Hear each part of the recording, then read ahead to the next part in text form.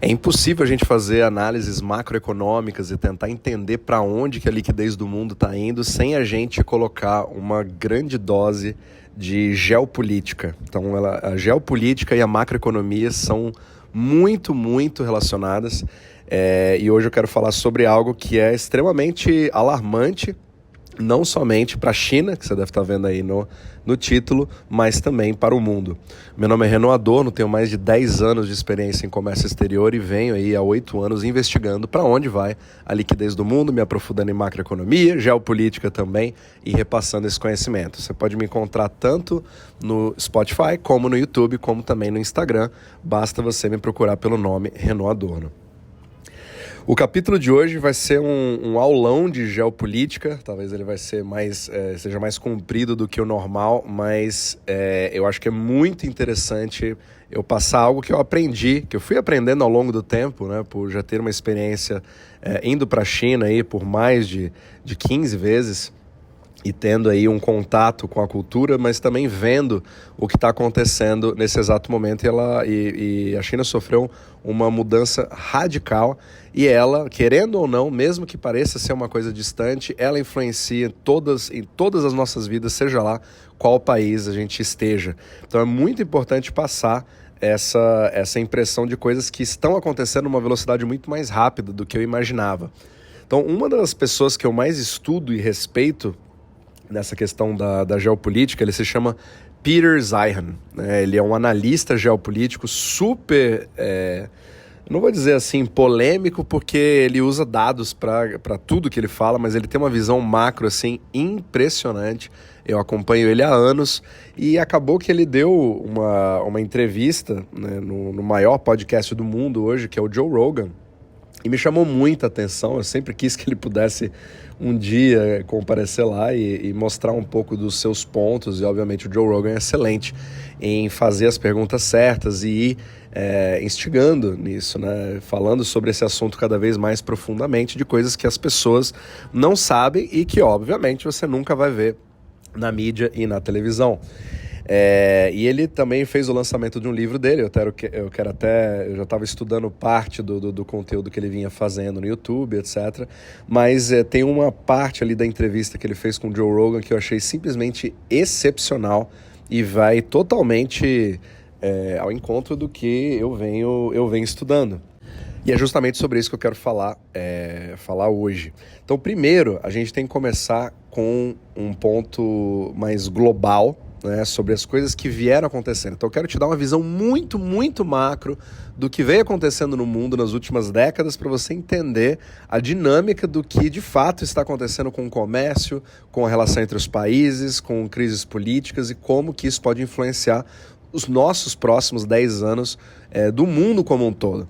Então, primeiro que o mundo desenvolvido, então os países de primeiro mundo, digamos assim, eles contaram com um pilar demográfico, como se fosse a espinha dorsal do crescimento econômico do primeiro mundo, do mundo desenvolvido, que a gente chama hoje, principalmente entre os anos de 1945 até 1992. E aí, depois da Guerra Fria, foram os países em desenvolvimento, né, os de terceiro mundo, que a gente chamava antigamente, os em desenvolvimento, os países emergentes, eles se tornaram um pilar demográfico entre 1992 até hoje. O que significa isso? É de você ter uma população jovem, abundante e produtiva, né? Então é muito importante isso para o crescimento, para a industrialização, para o desenvolvimento dos países. Mas a gente percebe uma macro tendência mundial onde a taxa de natalidade vem caindo cada vez mais, ou seja, as pessoas vão ficando cada vez mais velhas, e essa pirâmide demográfica, que teria uma base mais larga de pessoas jovens, e aí vai diminuindo até você chegar nos idosos, né, sendo a minoria das pessoas, ela simplesmente começou a inverter. E essa pirâmide demográfica hoje acaba tendo uma larga base na parte de cima. Então você tem um formato de uma pirâmide invertida. Ou seja, o que significa isso? Você hoje não tem mais aquela geração futura para substituir as gerações antigas na base produtiva. Então, o que acontece? Você tem uma sociedades, cada vez mais, você vê muito isso muito claramente, principalmente na Europa, né? A gente já observa isso há bastante tempo, mas não está mais somente lá. Então você tem um problema onde você não tem pessoas o suficiente entre 20 a 30 anos para comprar as coisas, para consumir. Ao mesmo tempo, você não tem pessoas suficiente com 40 e 50 anos para justamente sustentar a aposentadoria daqueles que já se aposentaram acima de 65 anos.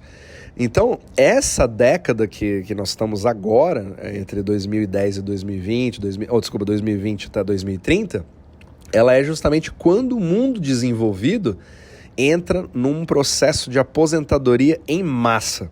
Só que ao fazer isso, não tendo essa base, você tem um colapso completo do sistema, do modelo econômico atual. Então você tem as pessoas que ainda acreditam que o INSS ou o Social Security aqui dos Estados Unidos vai dar conta de dar o suporte na hora que se aposentarem. Isso simplesmente não vai acontecer, justamente por conta dessa inversão demográfica.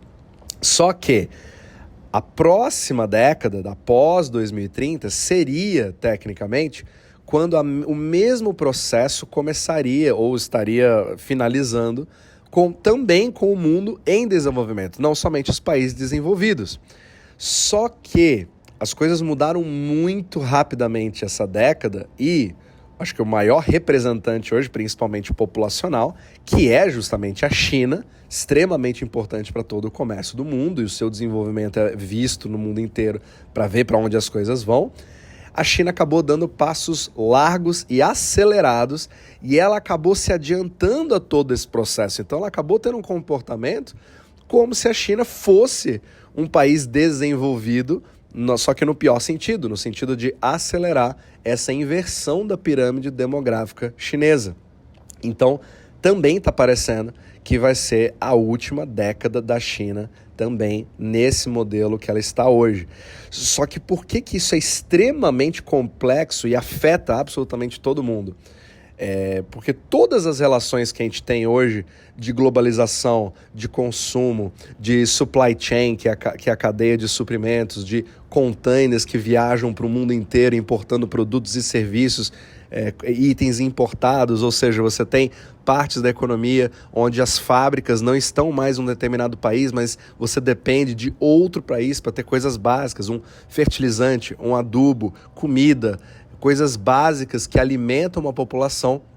Hoje você tinha, pelo menos até então, no modelo que a gente chama de just in time, onde você não precisa necessariamente ter um estoque, ser uma economia local, né? Você pode contar com algo sendo enviado do outro lado do mundo, chegando em horas, chegando em dias, e você fazendo todo um sistema interligado. Então essa que é a real globalização, que traz o nosso padrão de consumo, o qual nós conhecemos, estamos acostumados e que acabaram criando todo o mundo hoje que nós conhecemos, e muitos nasceram nesse mundo.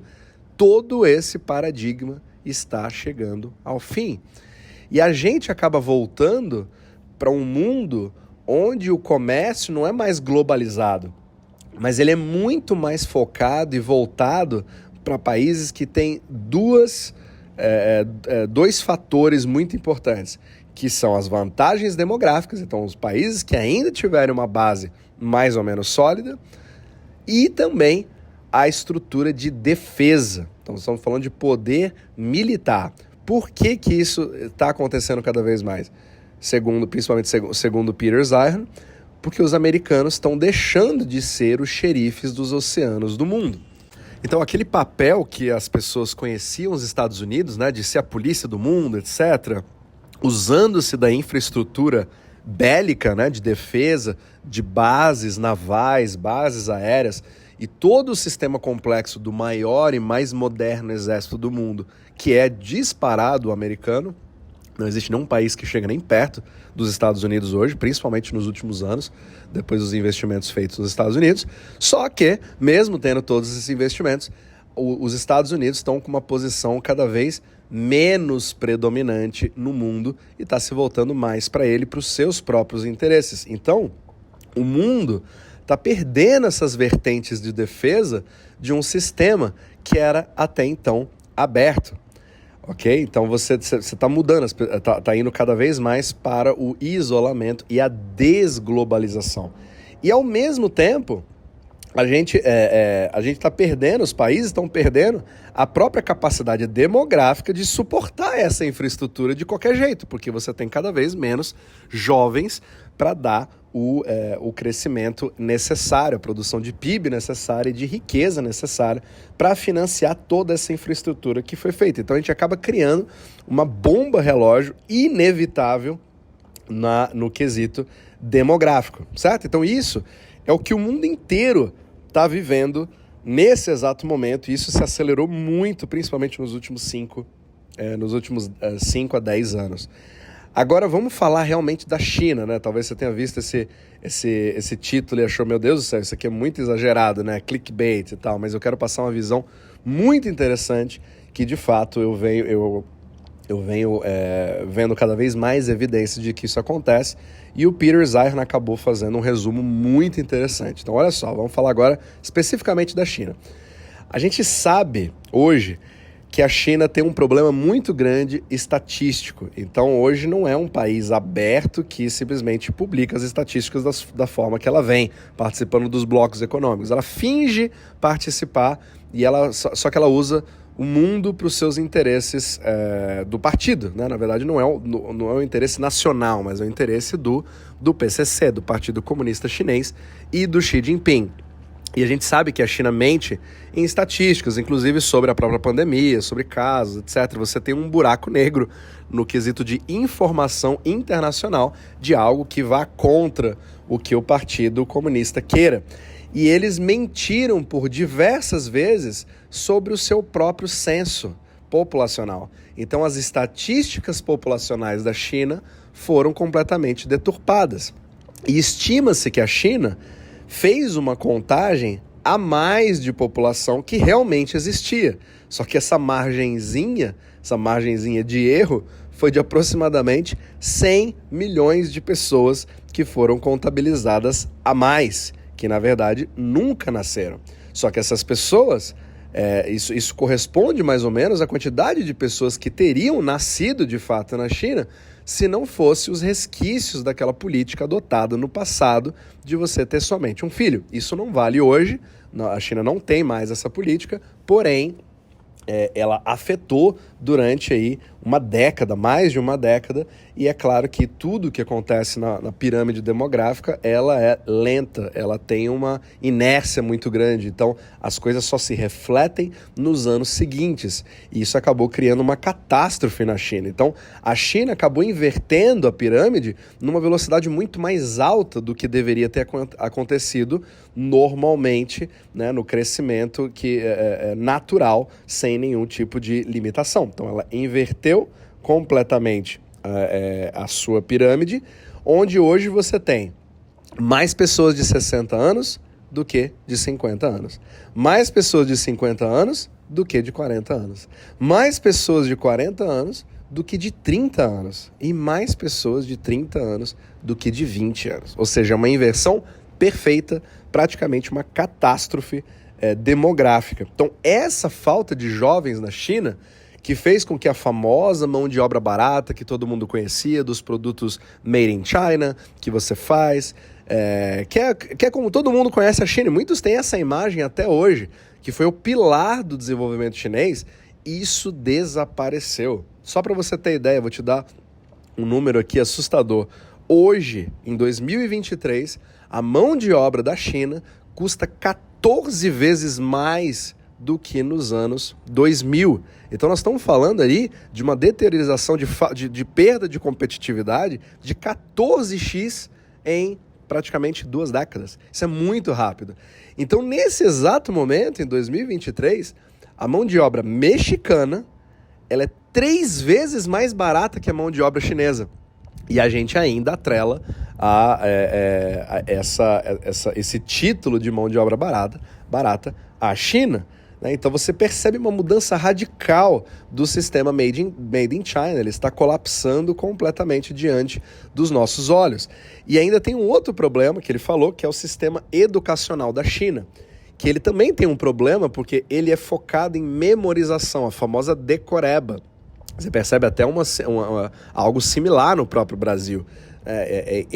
Então você foca mais na memorização em detrimento de reais habilidades que podem ser úteis no mercado de trabalho.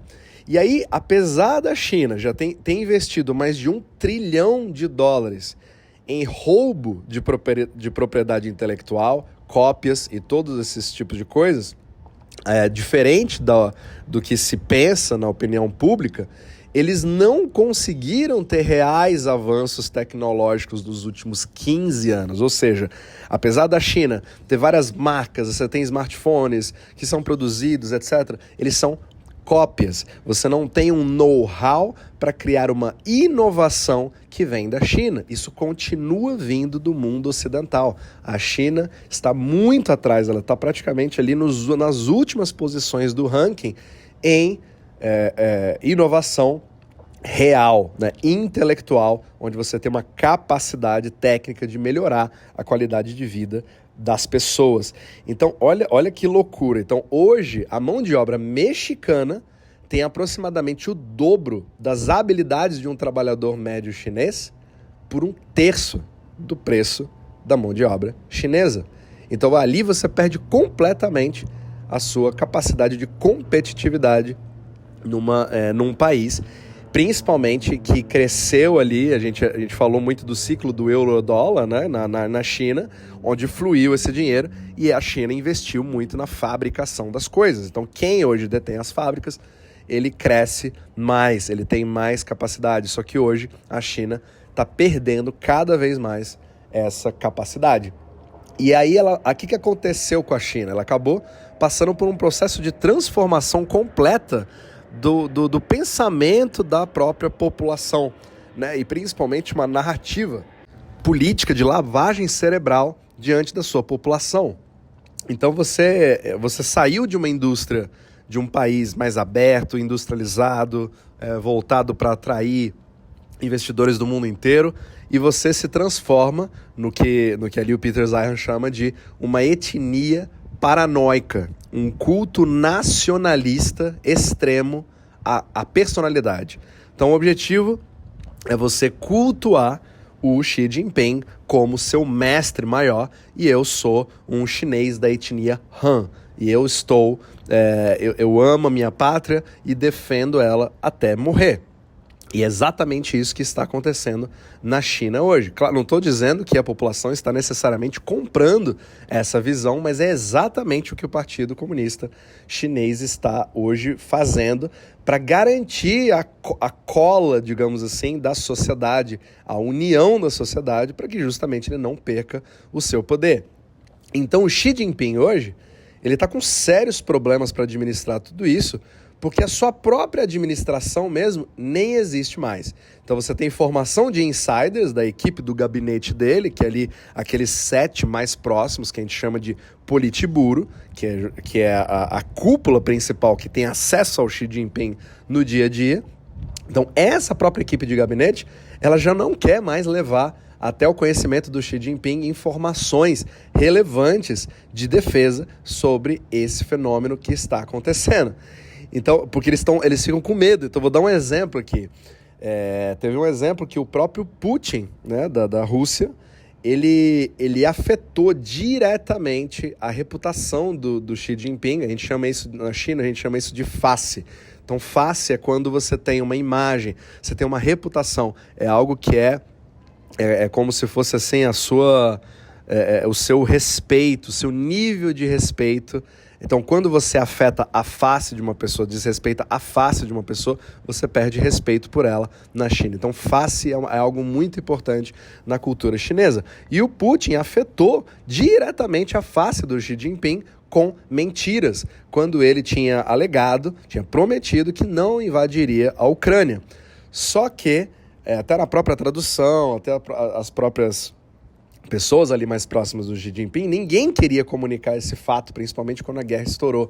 Porque justamente o Xi Jinping hoje, principalmente depois de ter sido, entre aspas, reeleito e ter mudado completamente a Constituição para que ele nunca mais saia do poder e possa fazer, entre aspas, reeleições para sempre, até o resto da sua vida, ele acabou se tornando um cara cada vez mais violento. Então, comunicar esse fato não é muito interessante para alguém que tem o histórico de querer matar pessoas que ele não gosta ou mesmo que traga más notícias. Então, ele acaba hoje, os insiders mostram que ele está cada vez mais isolado, ele está vivendo numa bolha muito mais parecido com o Kim Jong-un, né, da Coreia do Norte, do que de fato um país que anos 90, início dos anos 2000 tinha um crescimento e tinha uma tradição mais muito mais aberta em relação aos outros países na participação do comércio exterior. Então isso está bastante mudado. Então depois do início dessa guerra da Ucrânia com a Rússia, a China acabou sendo o país do mundo que ficou mais exposto e vulnerável. Agora tem uma parte muito interessante que é um pouco contraintuitiva, que foi o próprio relacionamento dos Estados Unidos com a China.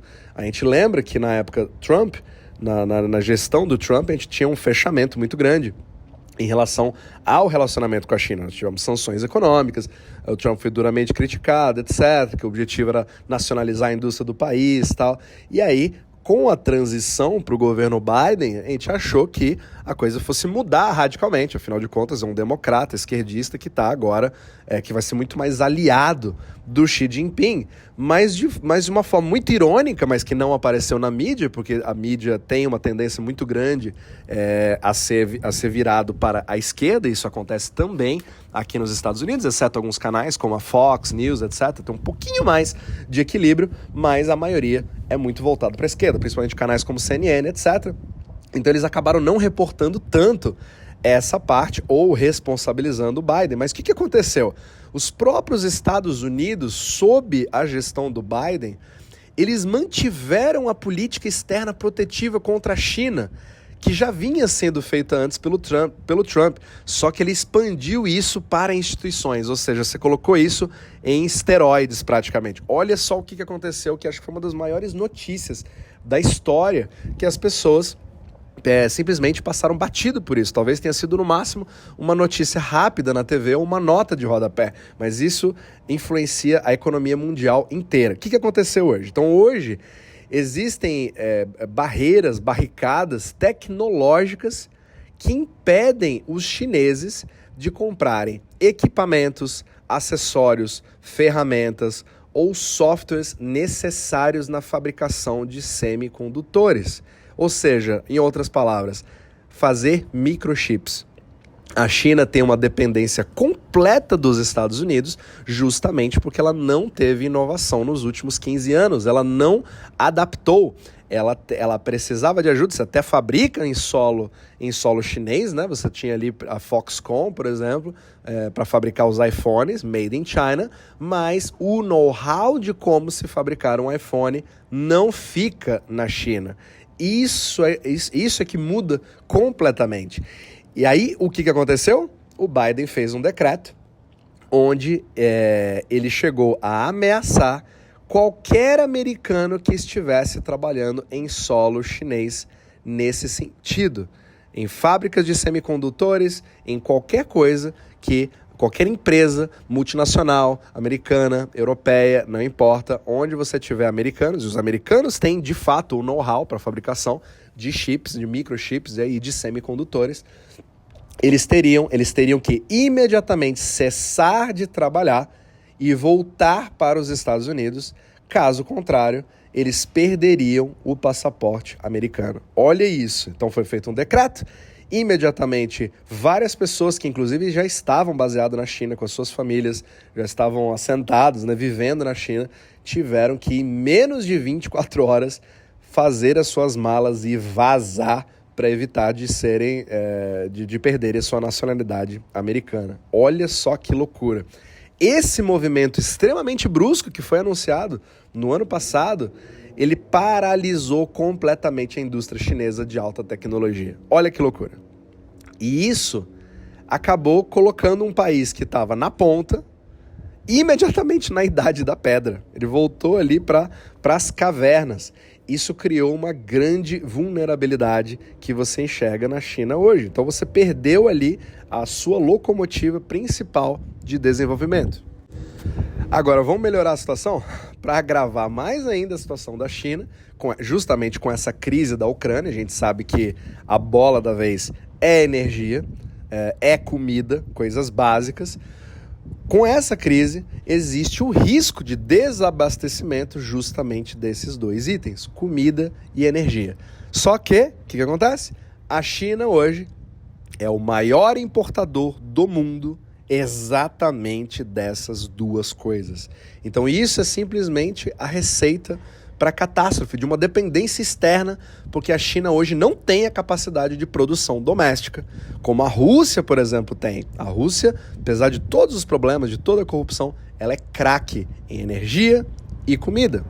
Então ela consegue, ela acaba tendo uma vantagem muito maior do que a China. Então, quando você analisa todos os cenários possíveis e todas as possibilidades, não parece haver nenhum tipo de cenário ou hipótese onde a China consiga sair disso por cima nessa década.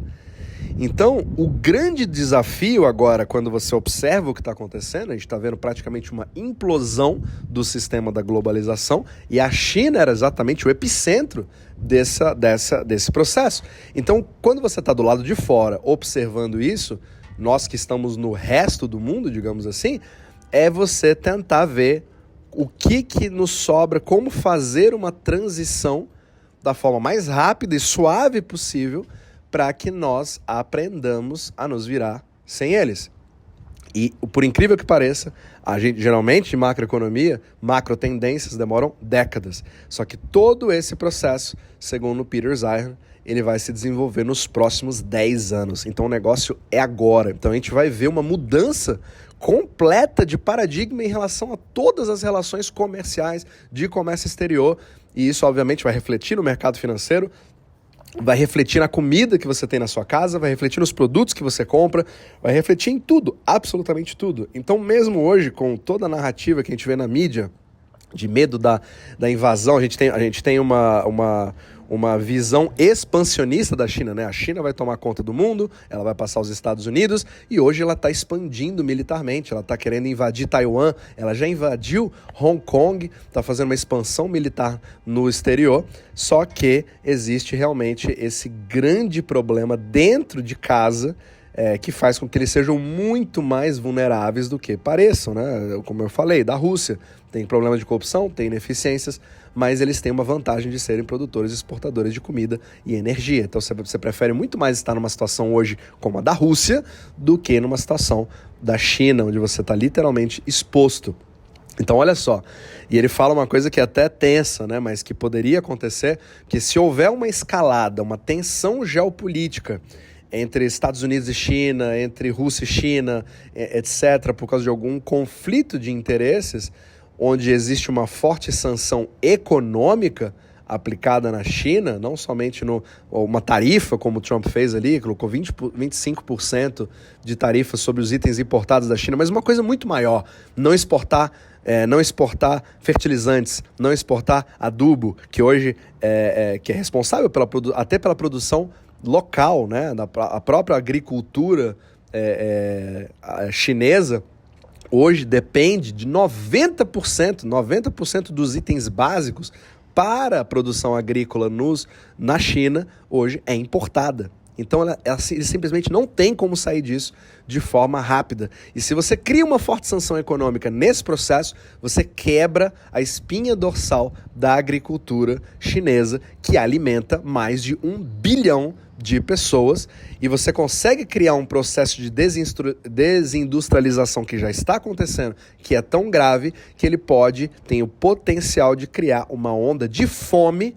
Isso aconteceria principalmente no norte da China e começaria a descer para o sul, para os centros urbanos que ficam ali na costa, que seria capaz de matar 500 milhões de pessoas em menos de um ano Isso é um número completamente absurdo, seria um cataclisma completo se algo assim acontecesse. Eu, obviamente, espero que isso não aconteça, não chegue nem perto disso, mas existe esse potencial justamente pela situação vulnerável da China. Só que os chineses sabem disso.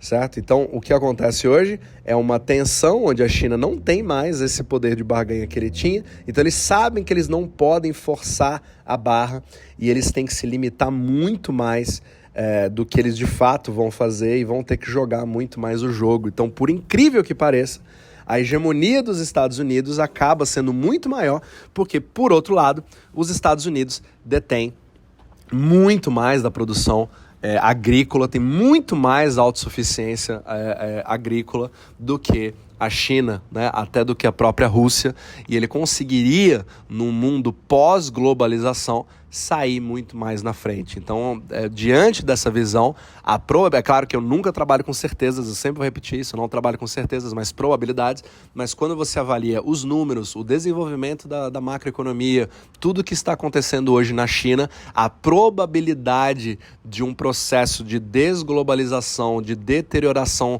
de desindustrialização, de retrocesso, de isolamento, de quebra da espinha dorsal do comércio exterior, ela vai acabar mudando completamente e não tem um cenário positivo para que a China saia, muito menos como líder mundial, em primeiro lugar, ou todo aquele planejamento. Então você percebe uma distinção, pelo contrário, na China você está criando uma dissonância completa, né, oposto de pensamentos entre o Partido Comunista Chinês, que está vivendo cada vez mais numa bolha, que está oprimindo cada vez mais a população, e a população que está revoltada, principalmente com as restrições tidas ali, que está tendo exatamente nesse momento, lidando ali com onda de pandemia em 2023, sendo que o Ocidente já passou por isso, e protestos que antigamente não existiam. Você não via isso acontecer nas ruas, você não via pessoas protestando de forma alguma, porque isso era imediatamente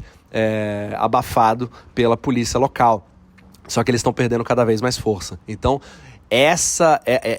esse caldeirão que está sendo criado internamente na China, mais a ultradependência externa da China, fazem com que uma implosão do Partido Comunista Chinês seja provável e tenha um alto grau de probabilidade nos próximos 10 anos. Então é muito importante a gente observar com esses olhos para ver o desenvolvimento do que está acontecendo na China hoje, como isso vai afetar, porque isso afeta o mundo inteiro, isso afeta os produtos que nós temos. Então, às vezes você é empresário, às vezes você está...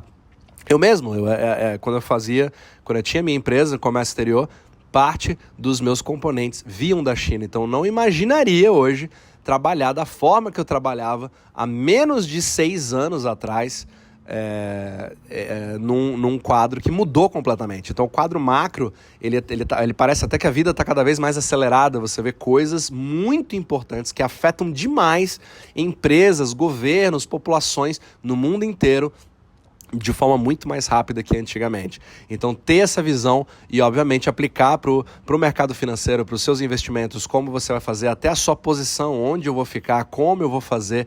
Então você juntando essas peças macroeconômicas, você consegue tomar decisões que vão ajudar você e a sua família para os próximos 10 anos e tentar antever com cada vez mais rapidez movimentos, tendo uma visão macro extremamente importante. Então esse capítulo, eu acho que ele é muito interessante, acho que não se fala muito sobre isso na mídia e obviamente para mim é absolutamente fascinante, e a geopolítica tem que ser sim aliada à macroeconomia para que você de fato tenha uma visão cada vez mais completa sobre o que fazer, como lidar com isso e poder sobreviver, viver da melhor forma ou até prosperar, podendo saber algo que a maioria das pessoas não sabem, porque fica em casa assistindo televisão, etc., vendo uma narrativa. Então, olha a quantidade de dissonância cognitiva que existe, não somente, obviamente, na política, na geopolítica, mas também na parte financeira. E aí você vai juntando as peças para fazer o que é melhor para você e para sua família.